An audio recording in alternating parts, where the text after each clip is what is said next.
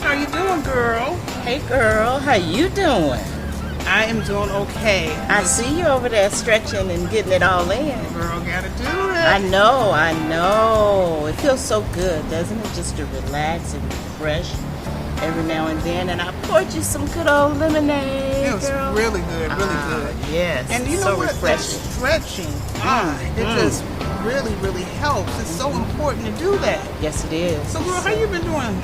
Girl, I've been doing pretty good. During this quarantine and pandemic, taking it one day at a time, always trying to refresh and renew my mind and praying and meditating. I'm doing a little exercising and stretching like you and just all the stuff that's been on social media. I'm on social media, but I try not to be on social media because there's so much about the Black Lives Matters and the police brutality, but believing and trusting God every day and just going about my business, doing what I need to do. Yes. Yeah. So for me, I've just been making sure that I stay as grounded as possible, because again, like you said, there's so much going on. Yes, You it can get is. inundated with the information. You can be on information overload. So I decide how much that I can take in, and I leave the rest. Yes. Make sure that I understanding what's going on, but just not too much, just enough. Right. Okay? So Yes. that's it. But That's I'm so it. glad you're doing well. I'm so glad you're doing well and keeping it together. You're looking good, girl. Well, thank you. And you too. Thank you. Welcome, everyone. Welcome. My name is Dr. Cora Bolden. I'm known to many of you as Tony. We thank you for coming and joining us today on Renew Your Emotional and Mental Health. Romans 12:2 says that, "Be not conformed to this world, but be ye transformed to this world by the renewing, by the refreshing of your mind to that which is the good and perfect and acceptable will of God." I am a licensed school psychologist. I am a wife of almost 20 years, a mother to a 16-year-old adolescent teenager, a friend, a mentor, an educator, and just I love people and working with people. As a school psychologist, I work with children who have emotional, behavioral, and learning challenges. And one of the things that I really enjoy doing, my passion, is working with young ladies.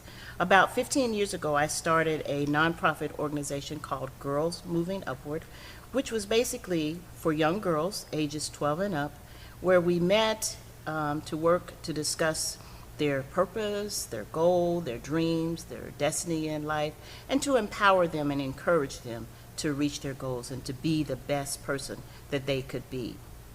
Hello, my name is Jackie Collins, and I am a licensed social worker.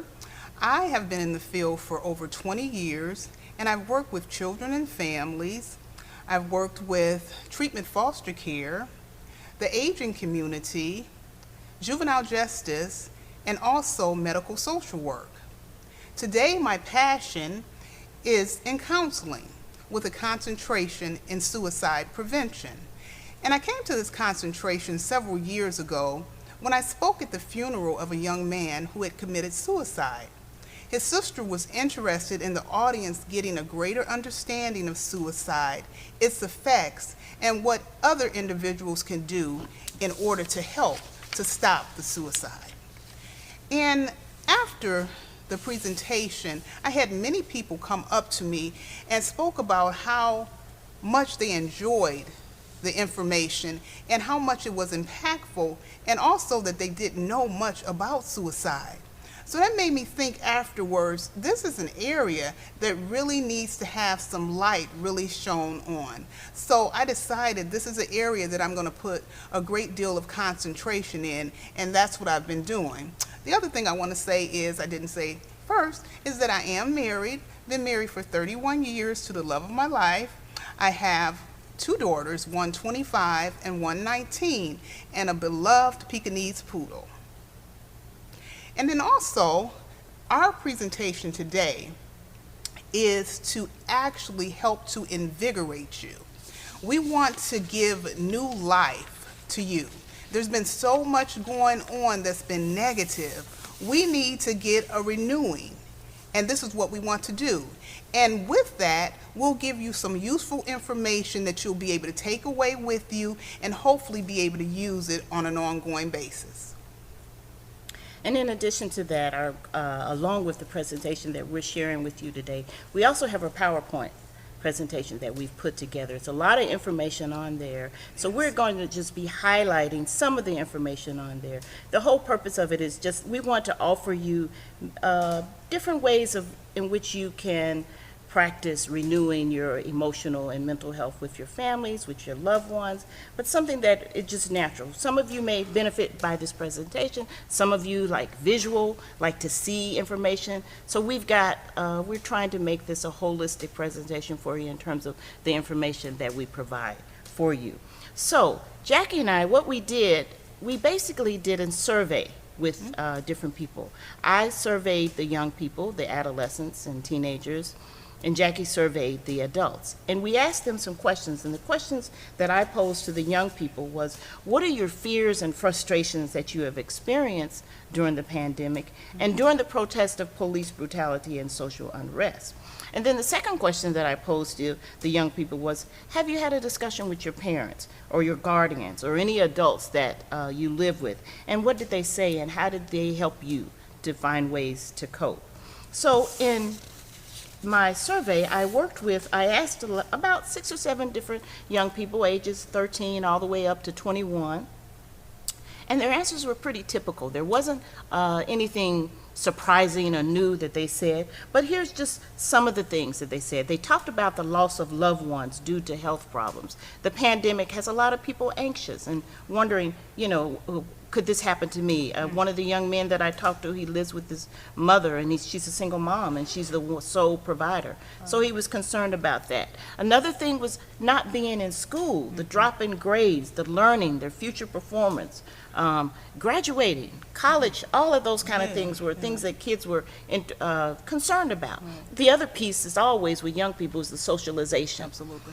They were concerned about seeing their friends and not being able to be around their friends, and the extracurricular activities that they participate in, and whether or not there's going to be sports in the fall, or music or performance art.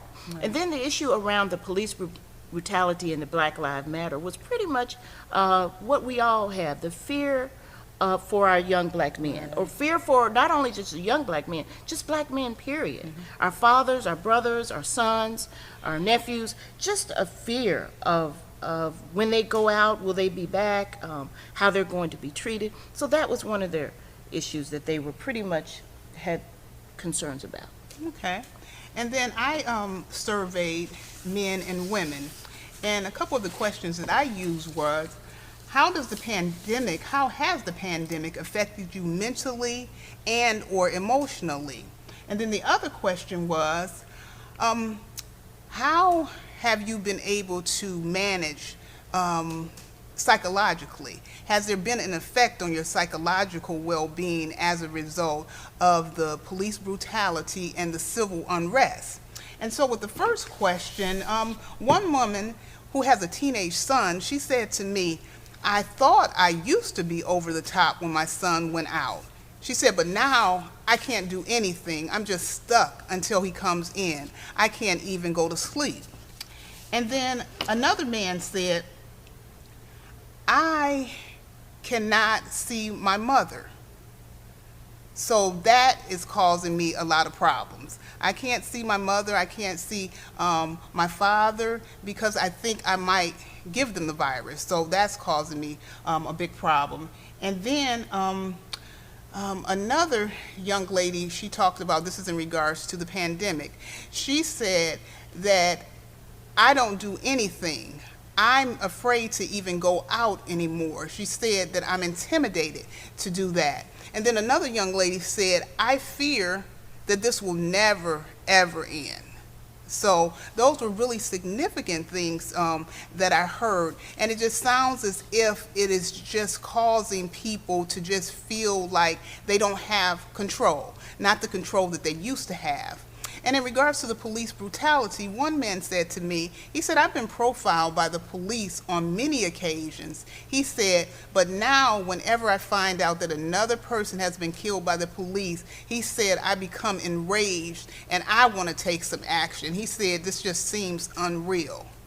And then a grandmother of 10 grandchildren, she said, she kind of laughed and said, I know my grandchildren get tired of me calling them all the time, but I'm just anxious and I'm wondering if they're doing okay. So these were some of the questions that were asked and some of the responses that I received. So really, people are really having a lot of issues and a lot of frustrations related to the pandemic, as well as the police brutality.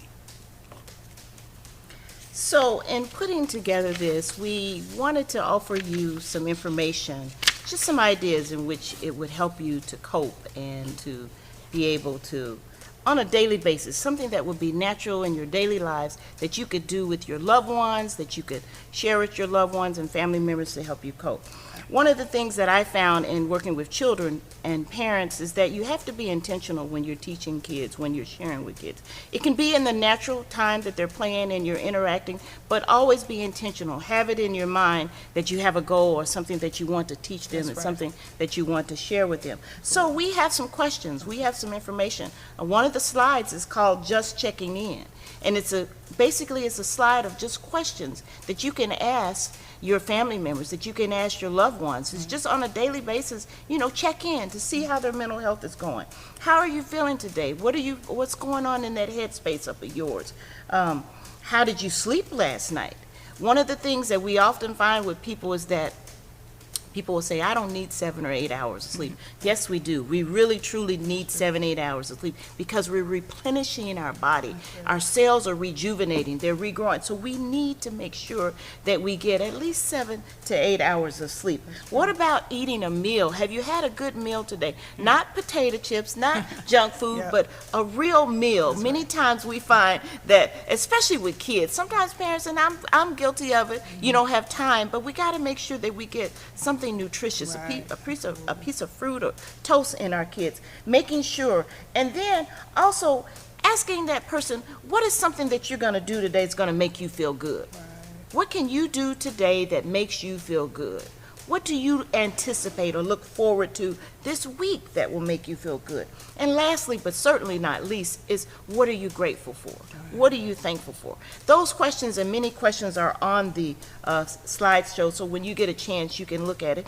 Exercise flexibility. You don't have to say all these questions. It may just be one particular question that you want to use. It's up to you, but we just encourage you to check in with your loved ones and family members from here and there.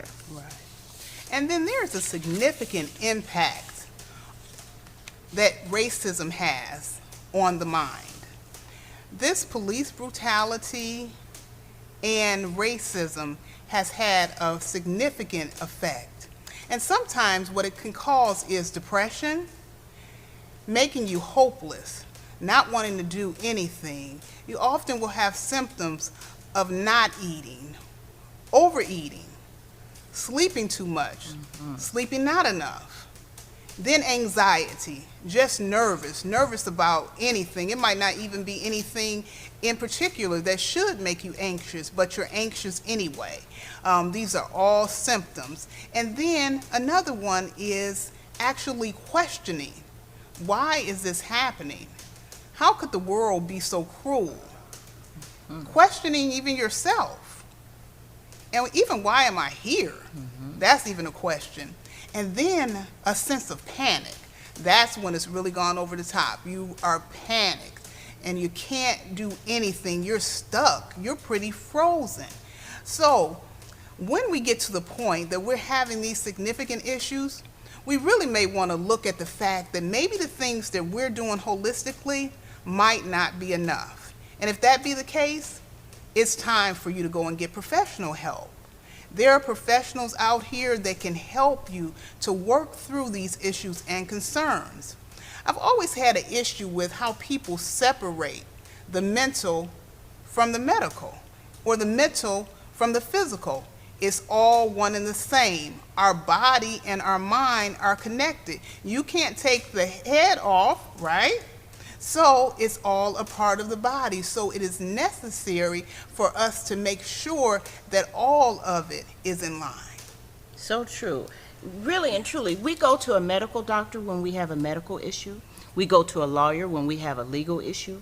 We even go, in myself, as a school psychologist, I have parents come to me to ask when their child has a learning, academic issue or emotional behavior problem. So we all need a therapist at some time in our life. There's a verse in the Bible, I can't remember exactly where it is, but it says kings need counsel. Yeah. That to me is saying that kings, even the greatest of us, even the best of us, need a therapist. That's right. We need someone that we can talk to and interact with. So Jackie, what do you do to cope? Well, Tony, the best thing, and first and foremost, is prayer. Yes. That's what keeps me grounded. It just keeps me level, right? Yes. Because without that, I'm just all over the place. Right. So no matter what's going on and all this going on in our society today, I'm able to know that I'm going to be okay. When I pray, I leave it in his hands and I'm able to go forth. It doesn't change the fact that things are going on, but I'm able to just keep it together. Yes. And then the other thing is I try really hard to eat well. Many years ago, I cut out a lot of things like red meat, fried foods, soda, very little sugar. I make sure I drink a lot of water because that's replenishing. Our bodies are made up of predominantly water, right? So that's very important. And then exercise. That is key. Key for me, and it should be for everyone, because our bodies need to move. We don't need them to be in a stationary place. And then meditation. That is really another key factor for me, is to just go to another place. And I go to that place with God. And then thinking about things that are lovely, things that are beautiful, not all these Yes. things that's going on. Thinking of those things, those are really important. And then the last, most important, not most important, but really important, is massage. That's a really, really replenishing thing for me. Just got one the other day, actually. And it helps me to really relax. I'm a pretty high-strung person. So when I go there, I'm able to just let it go. The movement and everything just helps to soothe, and it makes me feel a whole lot better. Yes. What about you, Tony? What do you do? Wow. I pretty much do the same thing. Do you? I do. I love communing with God. I think that's key. The time that we spend with God, whether it's reading, Yeah. whether it's listening to music, whether it's meditating. Everybody is different. People have different ways of how they get in touch, but I enjoy reading. I enjoy reading the Word. I enjoy reading a good book. Yeah. It doesn't have to be a Bible or biblical book, but just a good book. I truly am an outdoor person. I love getting outside and walking, communing with nature. I have a dog too that I take to walks daily. I take the dog for walks. So those are the kind of things that I totally enjoy doing. And one of the things that I've really, really learned is that self-care is critical. It's very important.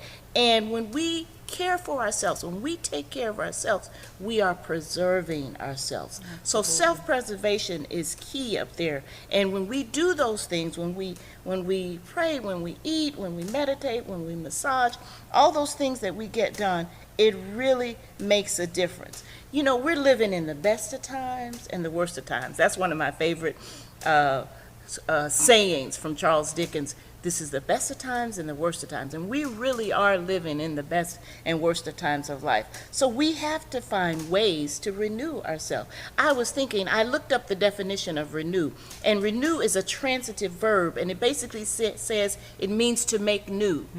So it's an action word. To make new, to change, to restore, to reinvigorate, to refresh. All those things that we were talking about, that we've done today, that we have demonstrated to you today, that's what renew means. We want you to refresh yourselves. And there's no blueprint, there's no way that you can do that. You have to find what works for you. But these are what we're offering you today. It's just something to start, and give you ideas to encourage you to please renew and refresh yourself. Right. That's really good, Tony. All the things you said, I absolutely agree. And now what I want you all to do is, I want you to close your eyes and go with me on our Serenity experience. Over the next week, I want you to take at least an hour of your time, and I want you to go to an outside destination where you can see God's majesty. This is a solo, an independent experience, all by yourself. And what you'll need is a journal and pen or a cell phone. And your assignment is to just talk to God. You're going to tell him everything that concerns you, all the issues you've had as a result of the pandemic and the social unrest, the police brutality, and anything else that concerns you. Tell him everything that you want. Tell him things that you would never tell anyone else. He can handle it. And so during this time, you're going to either walk and you're going to sit.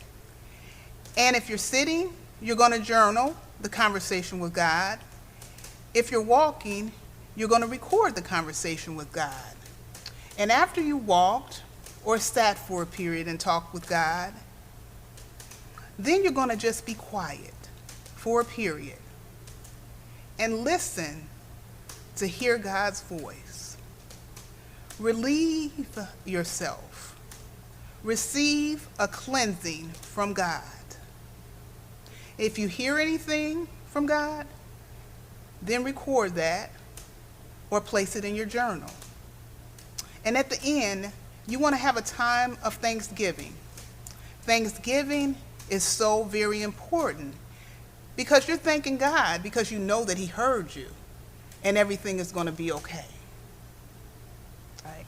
And so, again, there are resources that will be available. They're on your PowerPoint at the end. And one a really important resource that's there, that's a really simple one, there's a chat for any type of issues that you might have. Now that chat does not have to be for any kind of critical issues. I think it's crisis support, but it doesn't have to be a crisis. It could be any particular life issue that you want to talk about. Of course, if it is a crisis, they can talk to you, but even if it's not, they can talk to you. So that's the first step if you need to begin to talk to someone about any issues that's going on. And there's a National Alliance on Mental Health, which is called NAMI. Mm-hmm. There's one in urban Greater Cincinnati right here, and I put the email address for that. So they meet on a monthly basis. So if you would like to participate, let us know. We'll get you more information. Okay. And so we have a video, or two videos that we'd like you to look at. They're very short, and that will be a part of the end of our presentation. And we want to say thank you so much for being a part, and we hope that the information we've presented to you will actually renew, revive, and refresh you. Thank you so much. Thank you so much. Be blessed.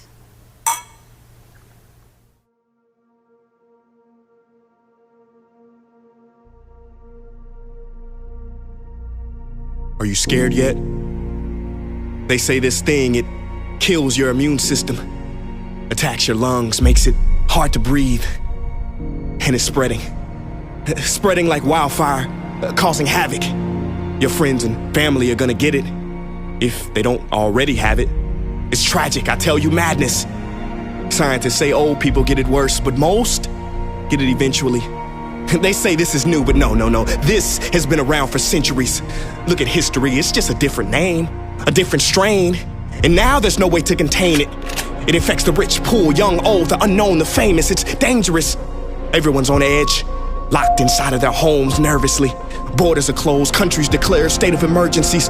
Grocery stores are empty, nobody's praying in church. The world has gone to crap. No wonder toilet paper sold out first. The stock market crashed, thousands laid off work, Hand sanitizer is going for $1 million a squirt.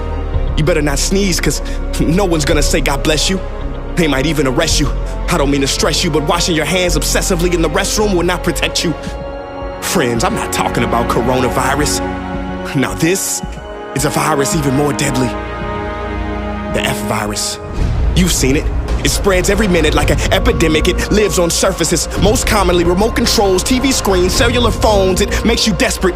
Doctors say every time you scroll down your feed, you get reinfected.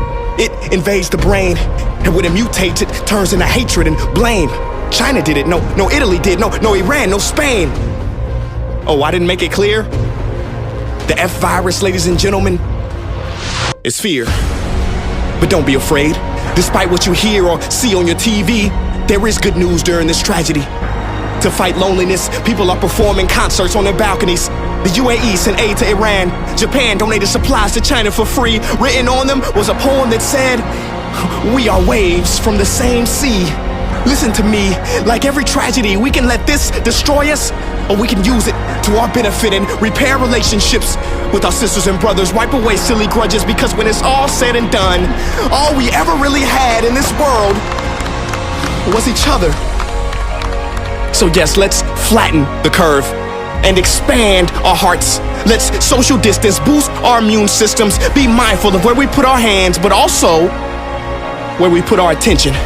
Be alert, not fearful, because the F virus is a pandemic easily transmitted. If you do contract it or exhibit symptoms, we recommend immediately dialing the hotline of a level-headed friend. If you are exposed through your TV, change the dang station. Decontaminate yourself through dance, laughter, and meditation. 2020 has been morbid. From Kobe to COVID, may we use these tragic moments to finally wake up to what's important. Right now, tell someone that you care for them. Yes, right now, tell them that you cherish them. If they are not in the same room, ring them up and tell them you will always be there for them.